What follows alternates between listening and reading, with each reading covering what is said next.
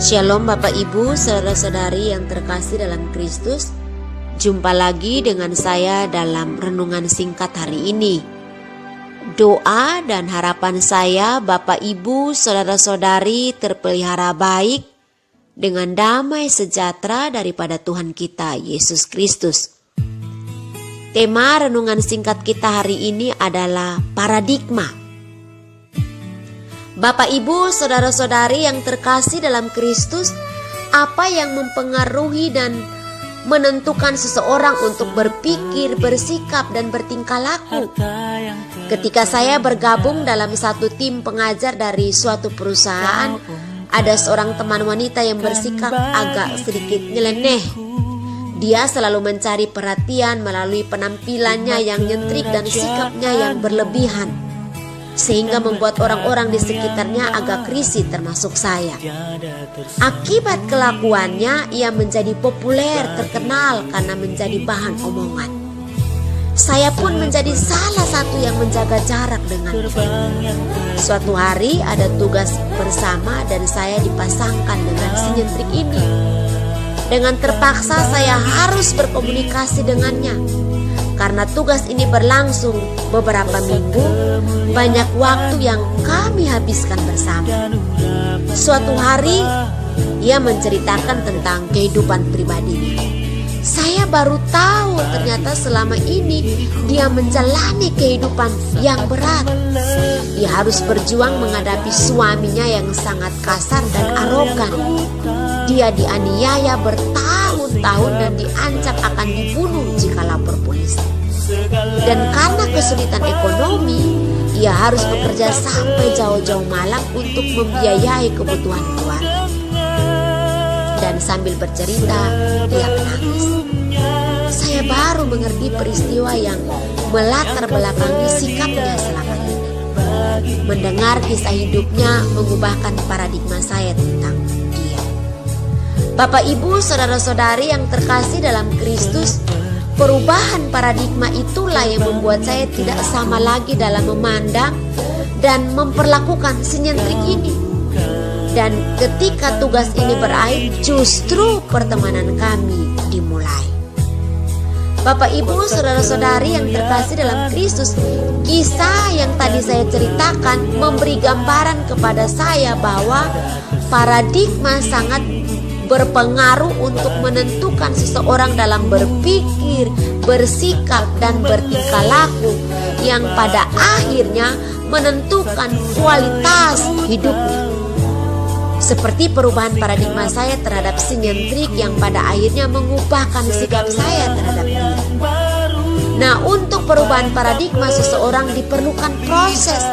Dan proses inilah yang Alkitab maksudkan dengan perubahan. Bapak Ibu, saudara-saudari yang terkasih dalam Kristus, perubahan adalah proses penting yang harus dialami setiap orang percaya supaya dapat mengerti kehendak Tuhan, apa yang baik, yang berkenan kepadanya, dan yang sempurna. Dan proses ini berlangsung seumur hidup. Saya sering mendengar kata perubahan dalam khotbah-khotbah di gereja, dan saya yakin Bapak Ibu, saudara-saudari pun demikian. Banyak yang berpikir bahwa perubahan selalu tentang moral yang menciptakan keadaan sekitar jauh lebih baik, makmur. Misalnya dalam ekonomi, politik, dan lain sebagainya. Namun menurut saya perubahan yang Tuhan kehendaki seharusnya berfokus pada dikembalikannya karakter manusia pada rencana Tuhan, bukan digantikan dengan kemakmuran duniawi. Perubahan kekristenan adalah merupakan perubahan sikap hati yang mengubah seluruh gaya hidupnya atau lifestyle-nya. Bukan sekedar perubahan moral yang baik, tetapi perubahan pola pikir dari hal-hal duniawi sehingga kita dapat menghayati dari mana kita datang dan kemana kita akan pergi. Bapak Ibu, saudara-saudari yang terkasih dalam Kristus, firman Tuhan merupakan satu-satunya sarana atau alat yang dapat mengubahkan paradigma seseorang dan tidak dapat digantikan dengan apapun. Kita tidak hanya berdoa, namun kita harus mendengar, mengerti, dan menerima firman Tuhan. dan dengan pertolongan Roh Kudus berusaha untuk mengalami pembaruan pikiran setiap hari melalui pengertian Injil yang benar dan peristiwa hidup. Bapak, Ibu, saudara-saudari yang terkasih dalam Kristus, fokus hidup kita tidak hanya kepada pertolongannya untuk melimpahkan berkat jasmani, namun lebih dari segalanya kita merindukan wajahnya, mengenal pribadinya, bergaul karib dengannya setiap waktu, mengenal isi hatinya, supaya kita mengenal arahannya dan menggenapi rencana Tuhan dalam hidup kita. Karena itu berhenti menjadikan Tuhan sebagai alat untuk memuaskan kebutuhan jasmani. Bapak, Ibu, saudara-saudari yang terkasih dalam Kristus, tujuan hidup orang yang telah ditebus oleh Kristus bukan hanya soal makan, minum, kesehatan, tetapi melakukan kehendak Bapa.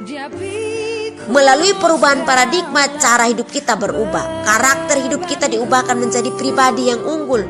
Kita menjadi rajin menggali potensi dalam diri kita, bekerja cerdas, bijaksana dalam mengelola hidup ini, menjaga kesehatan dengan makan makanan yang sehat, olahraga dan tidur yang cukup. Dan pada akhirnya tujuan akhir dari pencapaian kesuksesan hidup itu adalah semua untuk mengabdikan sepenuhnya bagi Tuhan dan melakukan agendanya Tuhan dalam hidup kita, bukan yang lain. Demikianlah ulasan singkat tentang paradigma. Mari kita berdoa. Bapa di surga, Bapa yang kami kenal di dalam pribadi-Mu, Yesus Kristus, kami sungguh mengucap syukur untuk ulasan singkat renungan tentang bagaimana paradigma kami mengalami perubahan. Karena itu Roh Kudus menolong kami agar kami dapat melakukan itu dalam kehidupan kami hari lepas hari.